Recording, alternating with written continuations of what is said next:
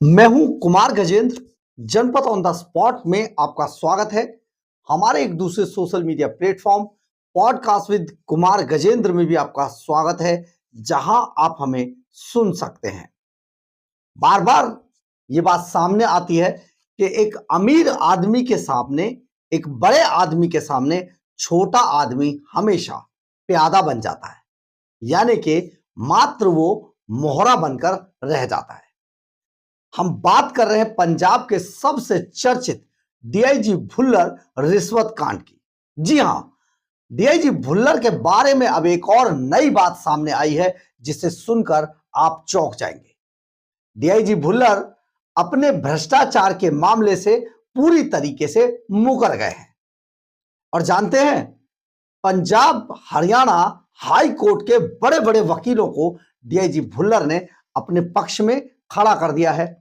और वो वकील डीआईजी भुल्लर के साथ एक बड़ी साजिश करते हुए अब उन्होंने साफ तौर पर कहा है, यानी कि डीआईजी भुल्लर ने जो एप्लीकेशन दिया उसके अनुसार डीआईजी भुल्लर ने कहा है कि वो तो रिश्वत लेते हुए पकड़े ही नहीं गए।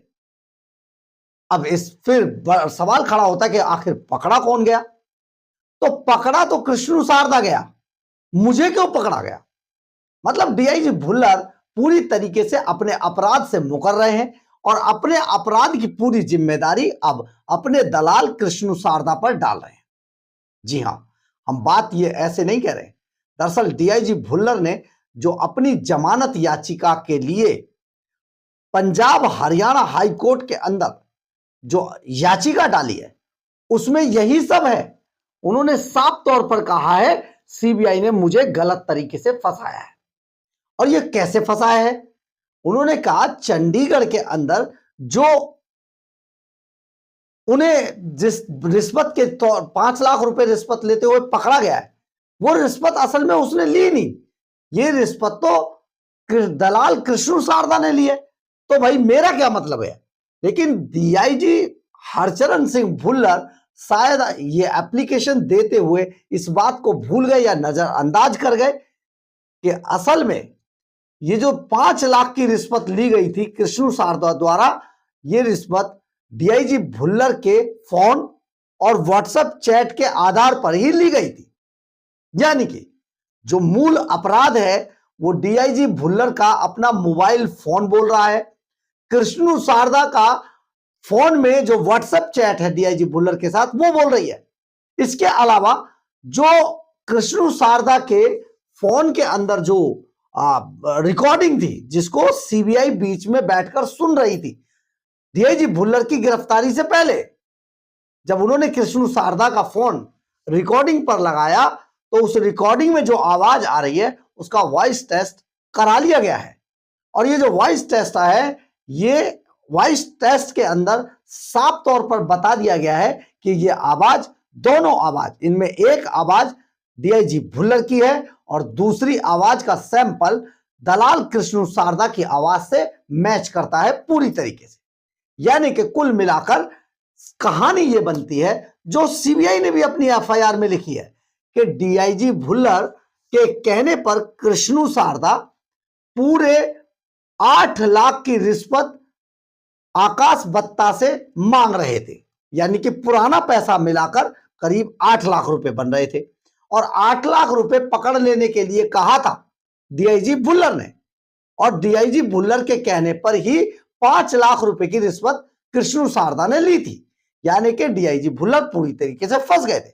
परंतु डीआईजी भुल्लर ने जो याचिका दिल्ली हरियाणा पंजाब हरियाणा हाई कोर्ट के अंदर दी है, उसके अनुसार उन्होंने साफ तौर पर कह दिया है डीआईजी भुल्लर अपने पूरे अपराध से मुकर गए और उन्होंने कह दिया कि ये रिश्वत मैंने नहीं ली, ये तो कृष्णु शारदा ने ली, तो मुझे क्यों पकड़ा? हैरान कर देने वाली बात यह है कि डीआईजी भुल्लर आखिर मुकर क्यों गए, जबकि उन्हें पता है कि वो फंस चुके हैं।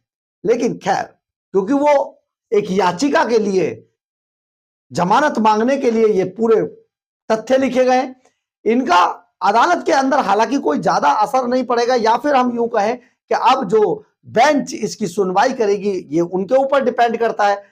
हमें लगता है क्योंकि अदालत अब ये मामला अदालत के अंदर विचाराधीन है, इसलिए इस पे ज्यादा टिप्पणी करनी नहीं चाहिए, लेकिन हम जो आपको तथ्य बता रहे हैं वो बता रहे हैं जो डीआईजी भुल्लर ने अपनी याचिका में यानी कि अपनी एप्लीकेशन में लिखे हैं। अब इसमें और बड़ी बात बताते हैं और मजेदार बात है, बहुत अच्छी बातें आपके सामने आएंगी। पंजाब में रिश्वत लेना अपराध ही नहीं है, आप ये समझिए। ऐसा लगता है जैसे पंजाब में जो भ्रष्टाचार कर रहे हैं, हालांकि जो पंजाब के अंदर भ्रष्टाचार जो सरकार है, अरविंद केजरीवाल सुपर सीएम और भगवंत मान सीएम की जो सरकार है, वो सरकार भ्रष्टाचार मुक्त शासन देने के नाम पर ही पंजाब में आई थी। लेकिन आज ऐसा लगता है जैसे पंजाब में रिश्वत लेना कोई भी अपराध नहीं है। अब आप सुनिए ये ऐसा क्यों है। क्योंकि डीआईजी भुल्लर ने जो एप्लीकेशन दी है, उन्होंने साफ तौर पर कहा है कि जिस रिश्वत के खेल के लिए मुझे गिरफ्तार किया है, अगर मुझे ऐसी ही था तो आप पंजाब में गिरफ्तार करते, और मुझे गिरफ्तार करने का हक सीबीआई को नहीं है, क्योंकि सीबीआई मुझे गलत तरीके से गिरफ्तार करी है, उसे इजाजत लेना चाहिए था। लेकिन जिसको गिरफ्तार करने का अधिकार है यानी कि पंजाब विजिलेंस ब्यूरो, उसने मुझे गिरफ्तार नहीं किया। यानी कि अगर आप पंजाब से बाहर रिश्वत लेंगे तो वो जायज है, वो रिश्वत नहीं मानी जाएगी। और अगर रिश्वत मैंने ली है पंजाब के अंदर तो पंजाब की एजेंसी पकड़ेगी। कितना सेफ ग्राउंड डीआईजी भुल्लर ढूंढ रहे थे। अब इसमें आपको एक और पॉइंट बताते हैं। जो सामान मिला है यानी कि सेक्टर 40 चंडीगढ़ की कोठी में से जो बरामदगी हुई, जहां पर नोटों का अंबार मिला, करीब 7.5 करोड़ रुपया, 26 लग्जरी गाड़ियां, इसके अलावा सैकड़ों नामी बेनामी प्रॉपर्टियों के पेपर, ये सब मिलने के बावजूद डीआईजी भुल्लर ने कहा है कि वो सामान मेरा नहीं है। हैरान कर देने वाली बात यह है कि आखिर क्या सीबीआई ने प्लांट कर दिए 8.5 करोड़ रुपया? 7.5 करोड़ रुपए सीबीआई ने प्लांट किया है, या जो लग्जरी घड़ियां थी वो सीबीआई ने प्लांट की? जो प्रॉपर्टी के पेपर जो मिले हैं, सैकड़ों प्रॉपर्टी के पेपर, वो सब सीबीआई ने रखे? या आप ये समझिए जो 1.5 किलो अफीम बरामद हुई वो सीबीआई ने रखी? मतलब कमाल के पॉइंट लिखे गए हैं। ये पूरा अपराध जिस तरीके से डीआईजी भुल्लर को गिरफ्तार किया गया था, उसमें जब डीआईजी भुल्लर की जमानत के लिए उनकी legal team Punjab Haryana high court पहुंचती है तो वहां पर यह पूरा मामला बहुत ही हास्यास्पद लगता है। परंतु क्योंकि वो बचाव पक्ष है तो अपना बचाव करने के लिए कुछ भी कहेंगे। अब आप ये समझिए पंजाब के अंदर सिचुएशन क्या है जिसे आपको जरूर समझना चाहिए।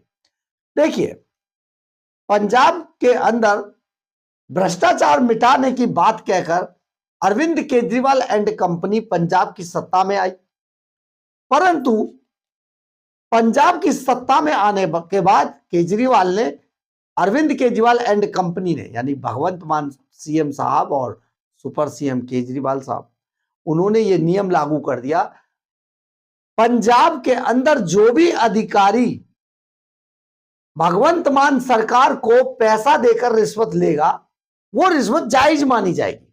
जी हां, यानी सरकार को पैसा दो और रिश्वत जायज, सरकार को पैसा नहीं मिला तो नाजायज। अब पंजाब में आप सुनिए, कोई आदमी डीआईजी भुल्लर, आप सपोज कीजिए पंजाब के अंदर अगर रिश्वत ले रहा होता, सीबीआई उसे पकड़ेगी नहीं, विजिलेंस ब्यूरो के साथ सेटिंग है क्योंकि सरकार को पैसा दो, रिश्वत जितनी मर्जी ले लो, तो आखिर भ्रष्टाचार का मतलब क्या हुआ? आप ये सोचेंगे कि पंजाब के अंदर जो डीआईजी भुल्लर की एप्लीकेशन फाइल की गई है उसमें साफ तौर पर लिखा है कि सीबीआई का अधिकार क्षेत्र ही नहीं है पंजाब। जबकि अगर सही मायनों में कानून को देखा जाए तो सीबीआई अकेली ऐसी एजेंसी है जो देश के, पूरे देश के अंदर कहीं पर भी जाकर किसी को भी दबोच सकती है, किसी के खिलाफ भी मुकदमा दर्ज कर सकती है, किसी के खिलाफ भी इन्वेस्टिगेशन कर सकती है। परंतु यहां पर इस बात को भी बहुत जोर शोर से उठाया जा रहा है, सिर्फ कंसेंट की जरूरत होती है। लेकिन अगर जो सरकार ही भ्रष्टाचार में डूबी हो, अगर सरकार से कंसेंट किया तो रिश्वत लेने वाला व्यक्ति पहले ही अलर्ट हो जाएगा। फिर आप साफ तौर पर मना कर देंगे, नहीं ये कार्रवाई तो हमारी विजिलेंस ब्यूरो करेगी। तो ये क्या मायने हैं भ्रष्टाचार के, ये किसी को समझ नहीं आ रहा है। क्योंकि भगवंत मान सरकार मंडी गोविंदगढ़ के स्क्रैप की जो मंडी थी, नॉर्थ इंडिया की सबसे बड़ी, वहां से करोड़ों रुपए डेली का जो जीएसटी चोरी किया जा रहा था, उसमें भागीदारी थी सरकार की, जो हमारे सूत्र बताते हैं। सूत्र हमारे तो यहां तक कहते हैं, बिना पंजाब सरकार के हिस्सा दिए कोई भी व्यक्ति मंडी गोविंदगढ़ के अंदर एक ट्रक भी पास नहीं कर सकता है। यानी कि भ्रष्टाचार का एक बड़ा नेटवर्क जो मंडी गोविंदगढ़ है उसमें फैला हुआ था। फिर आखिर भगवंत मान या आखिर पंजाब सरकार बिना हिस्सा लिए, बिना रिश्वत लिए इस पूरे रैकेट को चलने कैसे दे रही थी। यानी कि ये पूरी सरकार की सह पर पूरा रैकेट चलाया जा रहा था। लेकिन अब ये कह रहे हैं सीबीआई का अधिकार क्षेत्र नहीं है, एक अपराध की 2 एफआईआर नहीं दर्ज हो सकती। अब बताइए, एक एजेंसी सीबीआई आय से अधिक संपत्ति का मामला सीबीआई दर्ज करती है और उसको ऑनलाइन डाल देती है। यानी कि आप उस एफआईआर को आराम से देख सकते हैं। लेकिन जैसे ही पंजाब विजिलेंस ब्यूरो के सोर्सेज से उसे पता चला, 12:30 बजे सीबीआई एफआईआर दर्ज करती है आय से अधिक संपत्ति की, और 10:30 बजे पंजाब विजिलेंस ब्यूरो बिना किसी कंप्लेंट के, ये हम आपको कह रहे हैं, आप यहां पर ये समझिए कि किसी भी पुलिस के अंदर बिना कंप्लेंट के कोई एफआईआर दर्ज नहीं की जा सकती। यानी कि किसी भी मामले के अंदर एक कंप्लेनेंट होना बेहद जरूरी है। आप अगर कभी थाने जो भी जाता है, कभी आप गए हो, आपका पाला पड़ा हो, किसी दूसरी चीजों में पड़ा हो, तो वहां पर जो भी आईओ होता है वो कहता है जी आप लिख के दे दीजिए आपके साथ क्या हुआ है। उस पर एफआईआर दर्ज की जाती है, उसमें थोड़ा बहुत सुधार कर दिया जाता है। लेकिन यहां पर सीबीआई क्या कहती है, वो कहती है एक अपराध की 2 एफआईआर दर्ज नहीं हो सकती। जबकि हुआ ये, अदालत ने भी इस बात को बोला है, हुआ ये कि जैसे ही पंजाब विजिलेंस ब्यूरो को पता चला, इस मामले को कमजोर करने के लिए और जो अपराधी हैं उन्हें बचाने के लिए एक और एफआईआर पंजाब विजिलेंस ब्यूरो दर्ज कर लेता है, ताकि डीआईजी भुल्लर को पंजाब की जेल में रखा जा सके और फिर अपने तरीके से डीआईजी भुल्लर के बयानों को बदलवाया जा सके। क्योंकि इसमें बड़े बड़े पंजाब सरकार के भी बड़े बड़े मगरमच्छ फंसे हुए हैं, पंजाब प्रशासन के बड़े बड़े मगरमच्छ फंस रहे हैं, तो इसलिए बेहद जरूरी है उनको बचाना। तो कहते हैं जी एफआईआर 2 हो गई इसमें, ये तो नहीं होना चाहिए था। अब ये सारा मामला बेहद गंभीरता की तरफ बढ़ रहा है। लेकिन एक बात इसमें और सामने आ रही है कि सीधे सीधे डीआईजी भुल्लर अपने जो उनके जो कर्मकांड थे, जो उनके ये आपराधिक गतिविधियां थी, उनसे साफ तौर पर मुकरते हुए दिखाई दे रहे हैं। और उस पर अपने आप को मुकरने के बाद वो कह रहे हैं ये अपराध दलाल कृष्ण शारदा ने किया था, हमने ये अपराध किया ही नहीं है। यानी कि हम जो आपको शुरू में बता रहे थे खबर के कि हमेशा गरीब को फंसा दिया जाता है और अमीर यानी कि बड़ा जो आदमी होता है वो साफ तौर पर बचकर निकल जाता है। बिल्कुल इसमें यही हुआ है। और आप आगे आगे देखिए कि दलाल जो अभी तो डीआईजी भुल्लर दलाल कृष्ण शारदा को फंसा रहे हैं, लेकिन जिस दिन कृष्ण शारदा बोलेगा, जब कृष्ण शारदा मुंह खोलेगा तो बड़े बड़े चेहरों से नकाब उतर जाएगा। बहुत जल्दी ये भी आपको होता हुआ दिखाई देगा। बहरहाल अगर आपको हमारी ये खबर अच्छी लगे तो आप इसे लाइक, सब्सक्राइब और शेयर जरूर करें। कमेंट्स बॉक्स में अपनी राय जरूर लिखें, इससे हमें बहुत ऊर्जा मिलती है। जय हिंद, जय भारत।